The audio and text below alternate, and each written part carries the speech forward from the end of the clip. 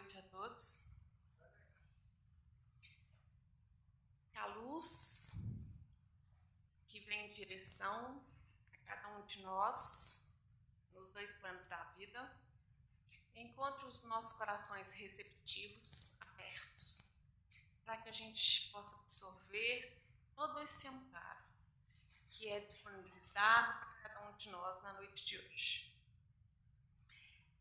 Pedimos aos nossos amigos espirituais que possam nos amparar e nos intuir no estudo da noite. E a gente vai começar com uma história que o espírito Humberto de Campos nos traz no livro Boa Nova, que é a psicografia de Chico Xavier. E Humberto de Campos nos traz um diálogo de Simão Pedro, discípulo de Jesus, com Jesus, e que vai nos trazer muitos ensinamentos.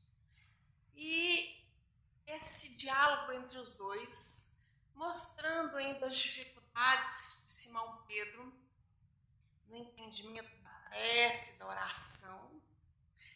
E quando a gente vai lendo essa história, a gente também se coloca no lugar de Simão Pedro e percebe que também são as nossas dúvidas. É aquilo que a gente precisa de aprender. E no final da história, do capítulo, depois de todos os esclarecimentos de Jesus, um dos discípulos fala com Jesus: Mestre, ensina-nos a orar.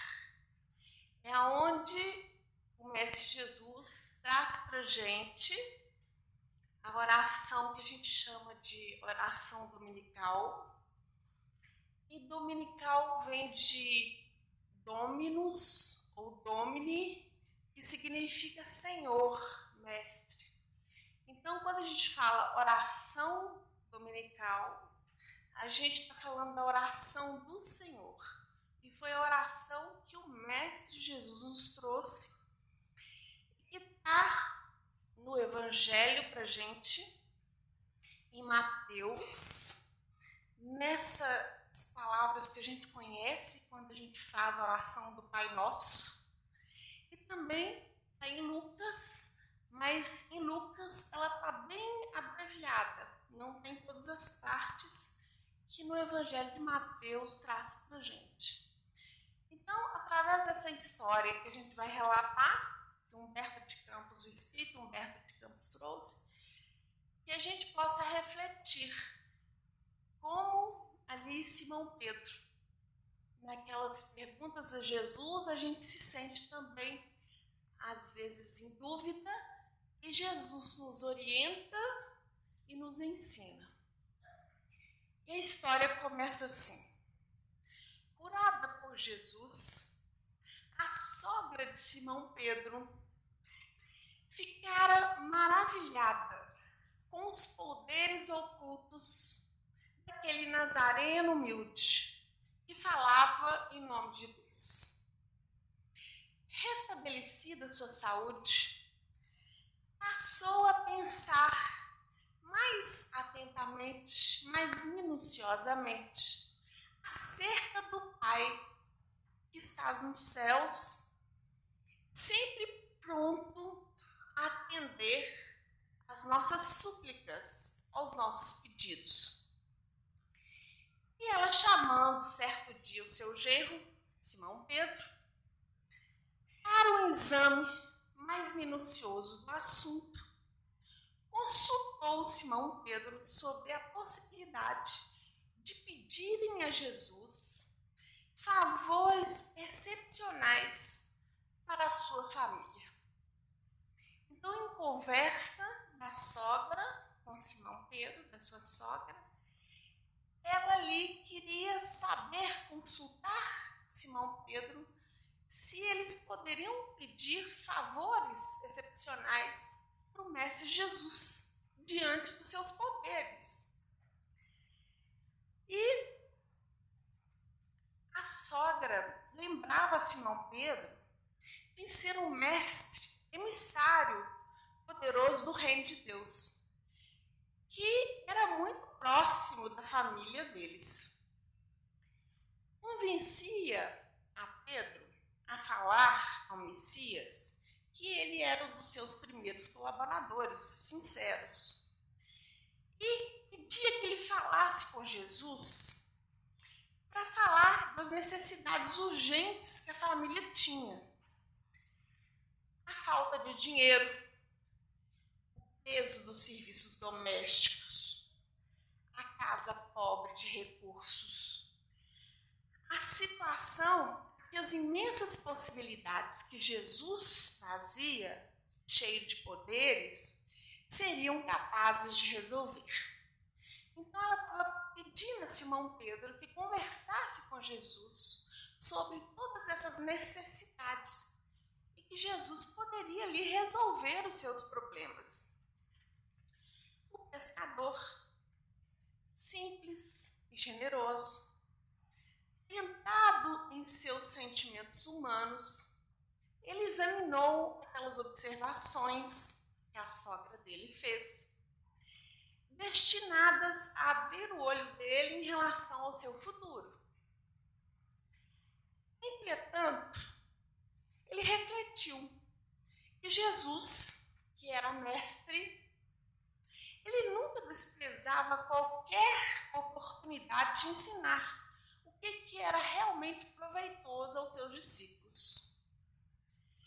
Então, não saberia Jesus o que era o melhor caminho? Não viu em sua presença alguma coisa própria da presença de Deus? Mas, contudo, ele guardava indeciso o seu espírito, em face daquela fala da sogra dele. Então, esperou uma oportunidade, uma ocasião mais propícia de falar com o Messias acerca desse assunto. Observa que Simão Pedro, na sua simplicidade, ele é tentado nos sentimentos humanos a pedir isso a Jesus, a pedir que resolvesse aquelas dificuldades, né, da família. E assim também somos nós. A gente se coloca o tempo todo, né, como aquele tentado nos nossos sentimentos ainda humanos.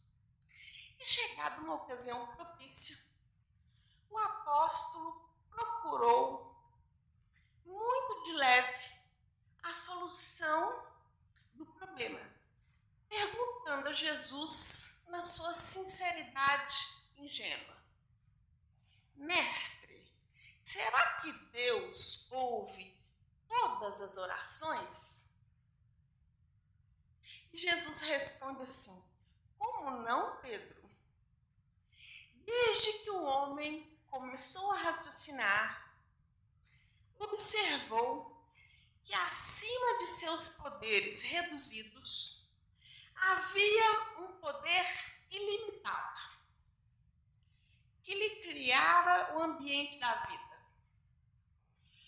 Todas as criaturas nascem com a tendência para o mais alto, experimentam a necessidade de entrar em comunhão com o plano elevado, onde o Pai nos acompanha com o seu amor, toda justiça e sabedoria, onde as preces dos homens o procuram sob nomes diversos.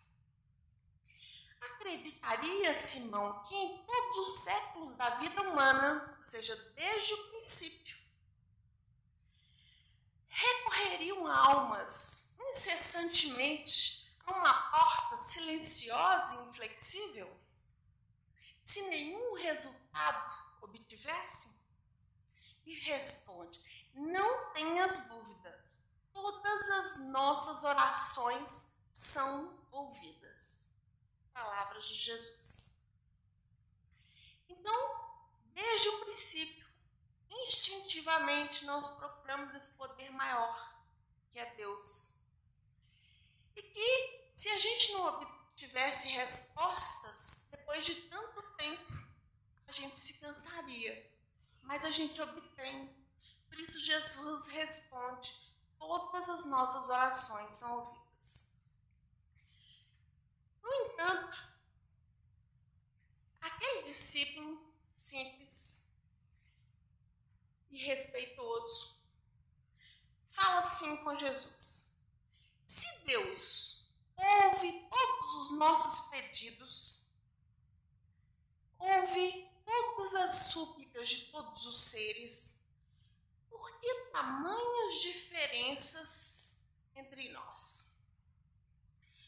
Ele fala assim: por que eu sou obrigado a pescar para promover a subsistência, enquanto Levi, que era seu companheiro como discípulo, ganha bom salário no serviço dos impostos? Como explicar que Joana, ele estava falando de Joana de Cusa, dispunha de servas numerosas, quando minha mulher é obrigada a plantar e cuidar da nossa horta? Então, na sua simplicidade, Pedro falava com Jesus: se Deus ouve as nossas preces, por que tantas diferenças? E ele dá esses exemplos. Jesus ouve atento aquela dúvida daquele discípulo e ele fala assim: Pedro, primeiro, nós precisamos não nos esquecer que o mundo pertence a Deus e que todos nós somos servidores. Os trabalhadores, eles variam conforme a capacidade do nosso esforço. E fala com Pedro assim: hoje pescas, mas amanhã pregarás a palavra divina do Evangelho. Todo trabalho honesto é de Deus. Quem escreve com sabedoria não é maior do que aquele que cultiva a terra. O escriba sincero que cuida da lei é irmão do lavrador, bem intencionado, que cuida do sustento da vida. Um cultiva as flores do pensamento e o outro as do trigal, que o Pai protege e abençoa. Ele continua, achas que uma casa estaria completa sem as mãos abnegadas que lhe varrem os detritos, as sujeiras? Se todos os filhos de Deus se dispusessem a cobrar impostos, quem os pagaria? Vês, portanto, que antes de qualquer consideração é preciso santificar todo o trabalho útil, como quem sabe que o mundo é morada de Deus. E ele fala assim: já pensastes que se a tua esposa cuida das plantas da tua horta, Joana de Cusa educa as suas servas? E qual das duas tem a maior responsabilidade? Tua mulher, que cultiva legumes, ou a nossa irmã, que tem algumas filhas de Deus sob a sua proteção? E ele fala: quem poderá garantir que Joana terá responsabilidade por toda a vida? Que esse quadro não ia mudar. No mundo, há grandes generais que, apesar das suas vitórias, passam também pelas duras experiências de seus soldados. O que ele estava falando ali para Pedro? Que a nossa condição hoje depende da nossa capacidade. A responsabilidade vem maior para aqueles aqueles que já podem ali, já dão conta daquele recado. Mas que essa situação é passageira. Uma hora estamos numa posição, outra hora isso se modifica. E é necessário que haja essas diferenças para que o nosso aprendizado se complete. É necessário que hoje estejamos numa posição, amanhã em outra. Passamos por todas as etapas para que possamos aprender. E Jesus ainda continua. Assim, Pedro, precisamos considerar em definitivo que somos filhos e servos de Deus, antes de qualquer outro título convencional dentro da vida humana. Então ele coloca para a gente que todos nós, indistintamente, somos filhos e servos de Deus.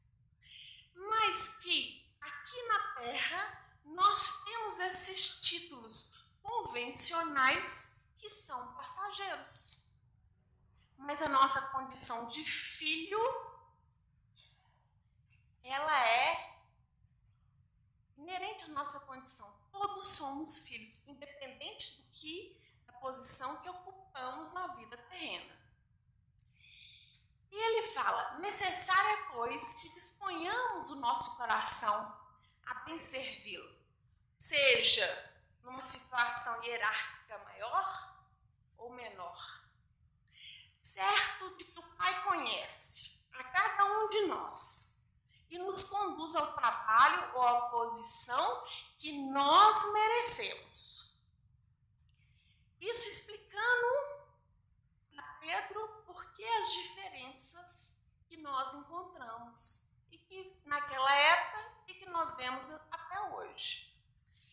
O discípulo ouviu todas aquelas explicações de Jesus e interrogou: Mestre, então como nós devemos interpretar a oração?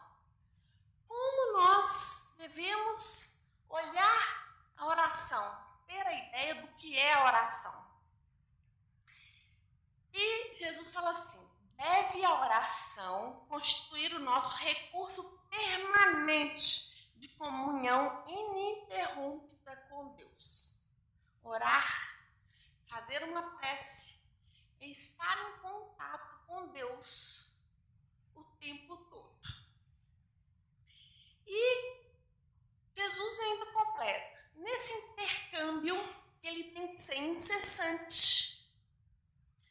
As criaturas devem apresentar ao Pai, através da oração, no segredo das suas íntimas aspirações, lá no fundo da nossa alma, os nossos ali anelos, esperanças, dúvidas e amargores, conversar com Deus. Essas confidências, que são coisas íntimas, que não precisam de palavras, a gente faz pelos pensamentos, atenuam os cansaços do mundo quando a gente se dispõe a conversar com Deus, restaurando-nos as energias, porque Deus lhes concederá, quer dizer, nos concederá da sua luz, quando nos dispomos a fazer a oração. E ele fala, é necessário cultivar a prece para que ela se torne um elemento natural da vida, como a respiração. Olha a fala de Jesus. É necessário cultivar a prece como um elemento natural do nosso dia a dia, como respirar. Que a gente respira e às vezes a gente nem percebe. A prece como esse movimento contínuo nas nossas vidas. Entretanto, Pedro, continuei, observamos que os homens não se lembram do céu, senão nos dias de incerteza e angústias do coração. Nós só lembramos de Deus, nós só lembramos da prece quando a a gente está passando por uma situação muito difícil. Fora isso, raramente, quando a gente está bem, a gente se esquece dessa comunhão com Deus. E se fala que se a ameaça é cruel e o desastre é próximo, quer dizer, a dificuldade está tão grande, e às vezes até a morte do corpo se faz ali irremediável, até aqueles que são mais fortes, mais céticos, eles dobram os joelhos. Mas quanto não deverá sentir o pai amoroso e leal, de que somente procurem os filhos nos momentos de infortúnio, por eles criados com as próprias mãos?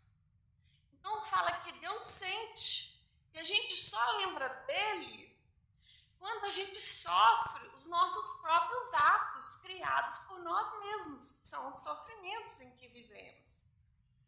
E em vista desse relaxamento, dessa relação sagrada que é nossa com Deus, por parte de nós homens, indiferentes a esse carinho paternal, a essa providência divina que se faz presente sempre, que nos concede aquilo que é de útil e aquilo que é necessário para cada um de nós, sem resultado, desejará um filho uma solução imediata para suas necessidades e problemas, sem se aproximar do pai depois de longo afastamento, adiando-lhe os desígnios. O que está falando para a gente? Esquecemos de Deus.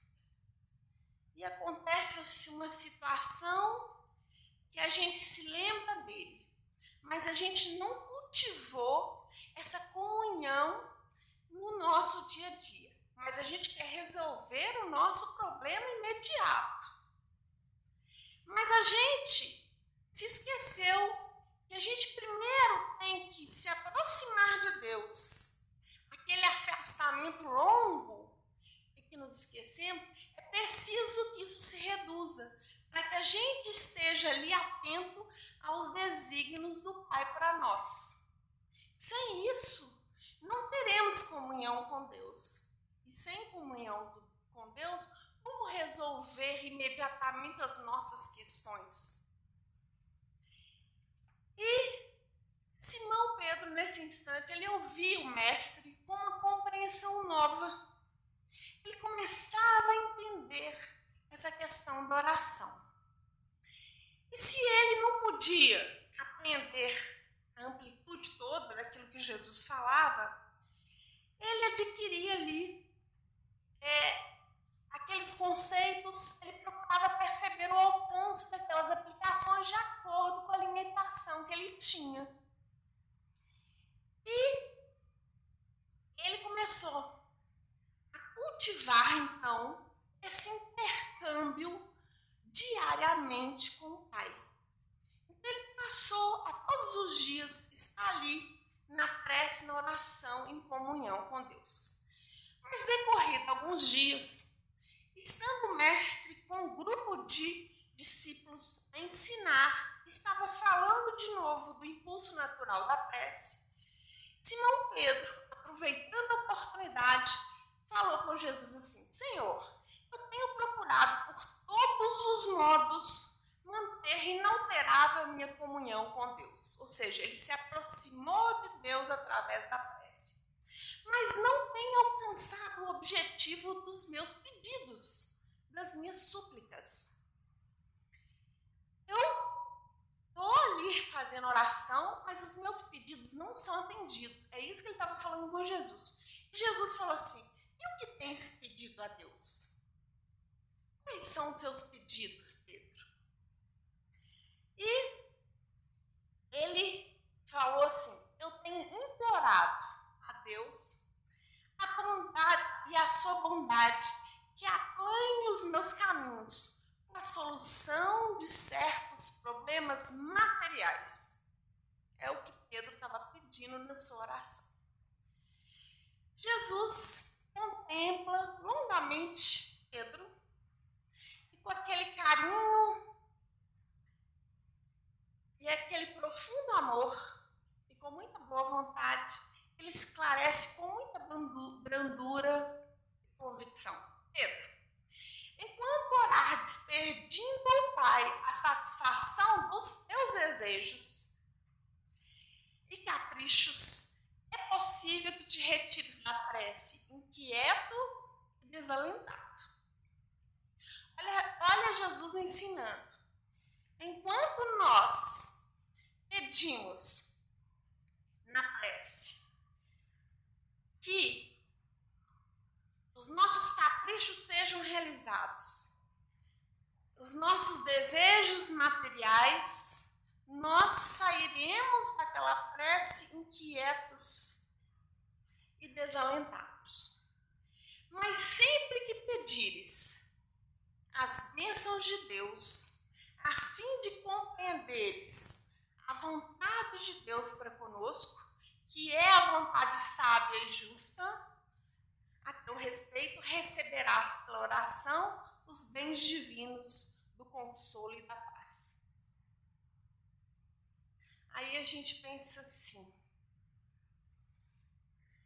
nós ainda não sabemos orar, nós ainda não sabemos pedir, porque os nossos pedidos sempre ficam naquele mesmo ciclo dos nossos desejos e dos nossos caprichos, daquilo que a gente quer, das coisas materiais. Então, os nossos pedidos são como crianças espirituais. Ainda não compreendemos o poder da prece, a eficácia da prece, a resposta que vem do mais alto, e ainda também não sabemos pedir. E nesse instante o apóstolo guardou o silêncio, demonstrando finalmente compreender o que Jesus queria dizer. E naquele instante, junto com os outros discípulos, um dos filhos de Alfeu, reconhecendo que o assunto ali interessava a todo o grupo, ele adianta-se para Jesus e pede: Senhor, ensina-nos a orar. Porque eles se reconheciam que não sabiam orar.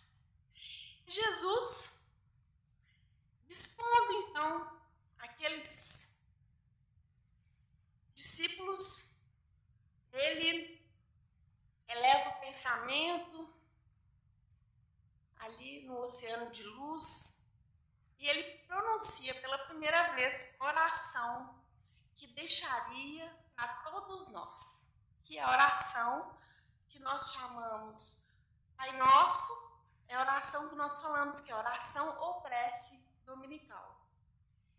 E ele começa elevando o seu espírito magnânimo a Deus, coloca o seu amor acima de todas as coisas e exclama a oração que todos nós conhecemos. E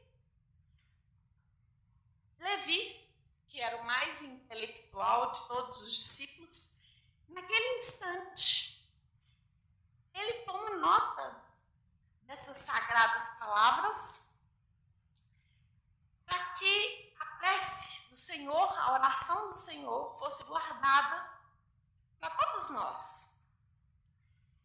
E a rogativa de Jesus, que é o Pai Nosso,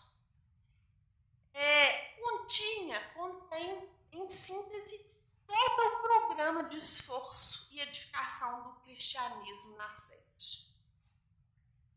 Então, desde aquele dia, essa oração singela que Jesus nos ensinou, ela se espalhou pelo mundo inteiro.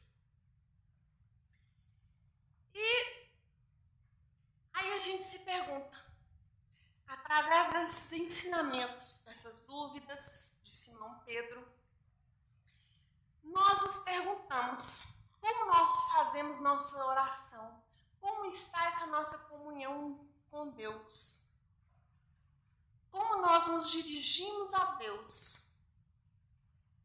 E que tipo de prece fazemos? Que tipos de pedidos? E é o Evangelho de Mateus que traz essa oração para a gente. E a gente encontra também no Evangelho segundo o Espiritismo de Allan Kardec 2 capítulos. O capítulo 27, que é Pedi e obtereis, que fala também para a gente que toda prece que fazemos a Deus, ela é ouvida. Fala da eficácia da prece, fala como devemos orar. E o capítulo 28, que os Espíritos ali colocam uma coletânea de preces. E que essa prece é para orientar a nossa oração, mas explica que pensamento é tudo. A forma nada vale. O que é importante é a prece de coração. Mas explica para a gente que os Espíritos pediram a Allan Kardec que logo no início dessa coletânea de preces colocasse ali a primeira prece que fosse a oração dominical. Explica que ela é uma prece concisa, que ali tem tudo que a gente precisa. E ainda fala que às vezes a gente não ainda consegue entender essa oração dominical. Que pra gente a gente faz maquinalmente, a gente repete, e às vezes a gente acha que a força está na repetição, de repetir 3, 5, 7 vezes, mas que a gente repete sem colocar o sentimento, sem entender o que está se falando ali. E que essa prece ela é tão importante se a gente conseguisse compreender quão profunda ela é. E fala assim pra gente a respeito dessa prece. É o mais perfeito modelo de concisão, verdadeira obra-prima de sublimidade na simplicidade. Com efeito, sobre a mais singela forma, ela resume todos os deveres do homem para com Deus, para consigo mesmo e para com o próximo. A oração do Pai Nosso encerra uma profissão de fé, um ato de adoração e de submissão. O pedido das coisas necessárias à vida e o princípio da caridade. E fala mais ainda, quem faz a oração do Pai Nosso em intenção de alguém, pede para este o que pediria para si. E fala que a gente pode fazer a oração do Pai Nosso da forma que nós conhecemos, que fala que é a forma simples, e aqui no Evangelho, nessa parte da coletânea das preces, nas preces gerais, ela é a primeira prece, vem ela desenvolvida, cada frase explicando para nós o significado de cada frase da oração do Pai Nosso. E quando a gente começa e a gente lembra assim, Senhor, ensina-nos a orar. E Jesus traz a oração do Pai Nosso. Ele fala o seguinte, que a maioria de nós ainda não aprendeu a orar. Que na prece a gente suplica coisas fúteis, coisas que a gente não precisa. A gente pede coisas efêmeras e não coisas para o espírito. E a maioria das vezes a gente usa a prece para fugir dos nossos deveres, para afastar certas situações que são deveres nossos contínuos. E a gente usa a prece para não enfrentar as nossas dificuldades. Mas ele fala o seguinte, quando nós aceitamos esse discipulado, quando nos tornamos discípulos verdadeiros, algo no nosso íntimo se modifica. E cessam essas rogativas, esses pedidos ruidosos, essas coisas desnecessárias.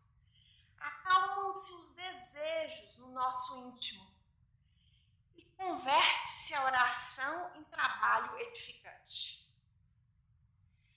Quando a gente aprende a orar, a gente coloca o nosso trabalho do dia a dia a favor do outro. Essa é uma oração constante. O discípulo, quer dizer, nós nada reclamamos mais. A gente sente o fortalecimento de nós mesmos e o mestre responde-nos à prece, modificando-nos a vontade todos os dias, tirando os desejos inferiores da gente, fazendo com que a gente se modifique. E o mestre fala para a gente: levanta-te e segue-me. Levantar é um fenômeno que a gente demanda esforço, que tem ação. A prece se torna uma atitude ativa no nosso dia a dia e a gente segue o Mestre Jesus. Então, primeiro a gente aprende a orar. E quando a gente ora, e a gente está falando aqui da oração dominical, que é colocada em primeiro lugar na coletânea de prece, porque é uma prece que Jesus trouxe para a gente. E a gente ainda não consegue compreender as lições divinas que essa prece traz para cada um de nós. Nós vamos citar quando ele fala assim: Pai Nosso. É o início da prece dominical. Pela primeira vez, Jesus traz Deus como Pai. Ele não coloca na prece Deus como Criador, como Rei, nem mesmo como Deus. Ele coloca Pai. E Pai, ele fala que tudo vem de Deus. Tudo procede do mais alto. Tudo que nós aqui temos vem de Deus, nada nosso. Então, antes de Jesus, os próprios judeus, quando eles falavam de Deus, eles falavam do Senhor dos Exércitos, aquele que punia, aquele que castigava. Era a concepção de Deus antes de Jesus. Mas quando Jesus traz a palavra Pai, foi falado aqui no primeiro horário, não pune, não castiga. Pai não faz isso. Pai corrige e orienta. Então, Jesus traz na oração,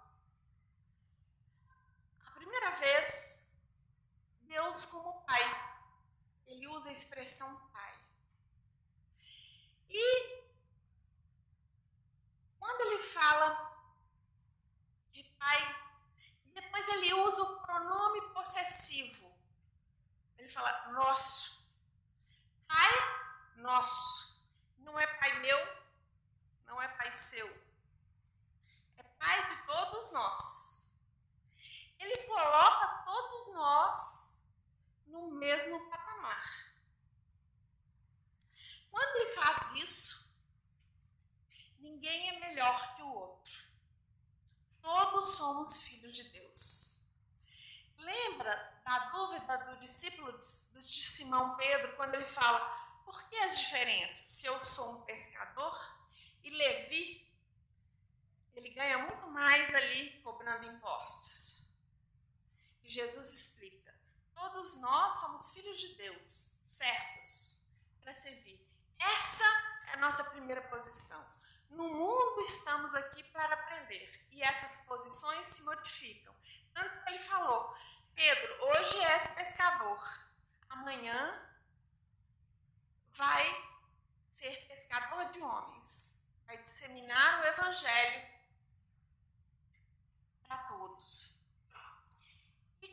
fala Pai Nosso, e a gente compreende o outro como irmão, a gente olha que a dor do vizinho é uma advertência para nossa casa.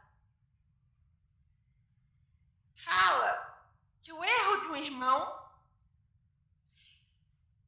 que examinado nos fundamentos é igualmente nosso, porque somos componentes imperfeitos de uma sociedade menos perfeita. Então ele está falando, Pai Nosso, somos irmãos. Nós temos que nos importar uns com os outros, porque estamos no mesmo barco. Se o outro erra, eu também sou imperfeito. Também vou errar. Então, nós, quando atentamos a dificuldade do outro, o problema do outro, sem julgar, lembrando que nós também podemos estar sujeitos a isso, a gente usa da caridade para com o nosso irmão. Lembra quando Jesus fala para a gente assim? Ele ensina para a gente, pergunta para ele dos 10 mandamentos que Moisés trouxe. Jesus fala, eu não vim destruir a lei. Ele veio ampliar o entendimento. Ele veio fazer com que a gente compreendesse mais profundamente naquela época. E a doutrina espírita, por sua vez, também não veio destruir a lei. Ela veio também trazer um entendimento ainda mais profundo, porque a gente já tem capacidade agora. E quando Jesus fala, vou resumir os 10 mandamentos em 2, e ele fala assim, amarás a teu Deus de todo o teu coração, de toda a tua alma, e o próximo como a ti mesmo. Olha o que ele fala nessas 2 palavrinhas na oração. Pai Nosso.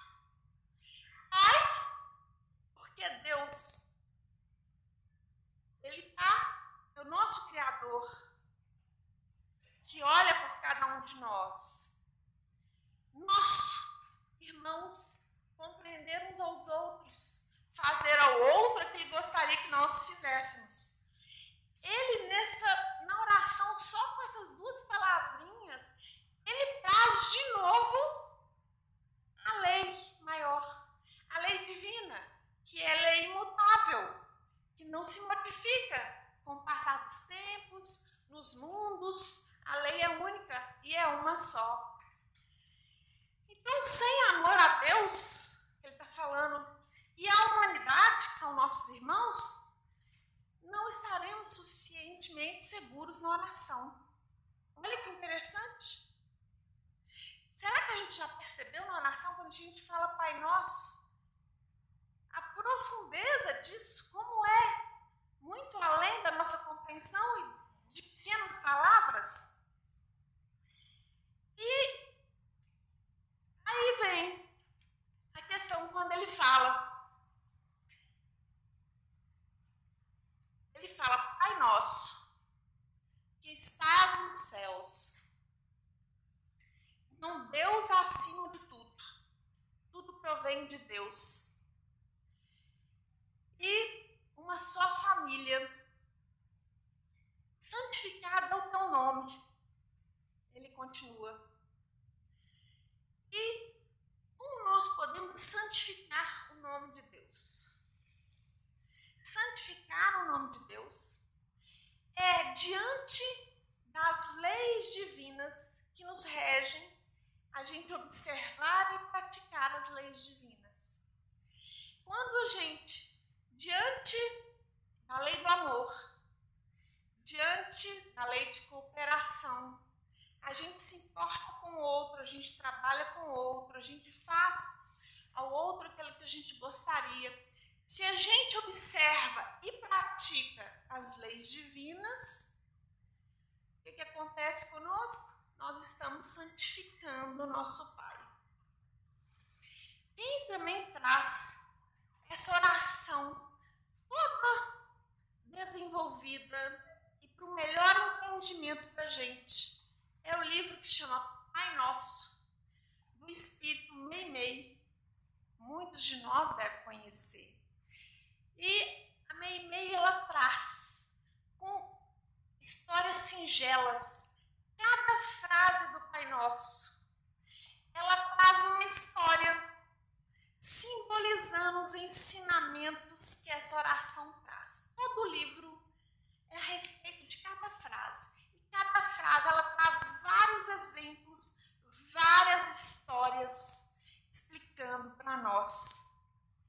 Por isso essa oração é uma oração tão importante e que passa ao largo da gente, sem que a gente dê a devida importância à oração, às palavras que Jesus traz, explicando os Espíritos que é uma oração que Jesus trouxe, mas que todos nós, no nosso íntimo com Deus, e eu vou repetir, a forma não é nada, o pensamento é tudo, podemos orar de várias formas, e nessa coletânea de preces, tem várias preces destinadas aos nossos irmãos desencarnados, a nós encarnados, a nós mesmos, aos outros, que ajuda a gente a direcionar o nosso pensamento, mas que cada um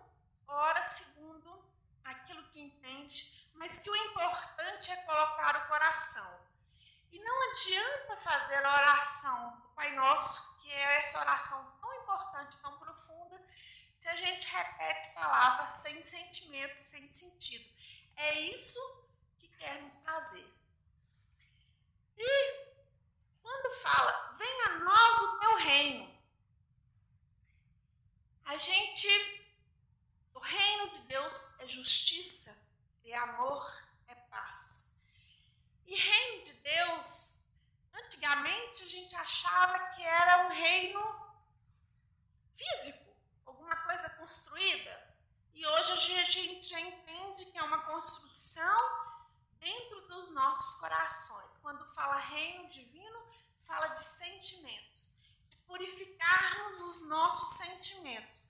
Quando fala bem-aventurados os puros de coração, felizes os puros de coração, se refere aos nossos sentimentos. Então, construir o reino divino em nós. Venha a nós esse reino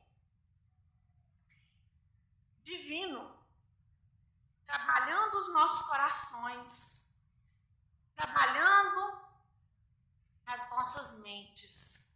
Então, todas essas frases do Pai Nosso trazem um significado profundo. E eu gostaria que, se vocês depois pudessem, não se esquecer de estar dando uma olhadinha no Evangelho, no capítulo 28, e ler o Pai Nosso e ali a explicação que vem de cada frase, que a maioria de nós aqui tem o Evangelho segundo o Espiritismo, para ter essa atenção com essa oração.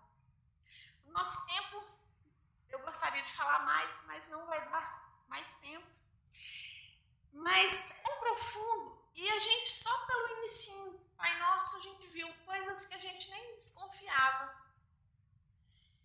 E diante da importância da oração, que a gente cultive essa proximidade com Deus, porque a gente deve sim fazer a prece ao acordar, fazer a prece ao dormir, é muito importante, mas a gente deve cultivá-la durante todo o dia.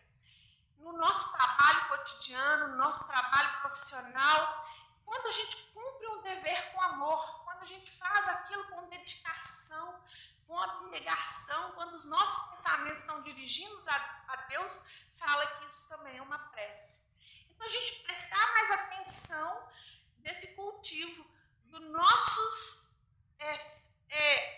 da nossa aproximação maior com Deus através da prece. Que a gente tem Ele sempre junto da gente e aprender, através da prece, fazer os nossos pedidos de força, de coragem, de bom ânimo e aceitar sempre a vontade de Deus para nós, porque Ele sabe com certeza o que é melhor para nós. Buscarmos recursos, trabalharmos, sim, mas sempre em comunhão com Deus, porque saberemos que tudo que vem é que Deus destina para nós e é o melhor. Então, paz e alegria a todos. Que Deus nos abençoe sempre e nos fortaleça, a cada um de nós. Que assim seja.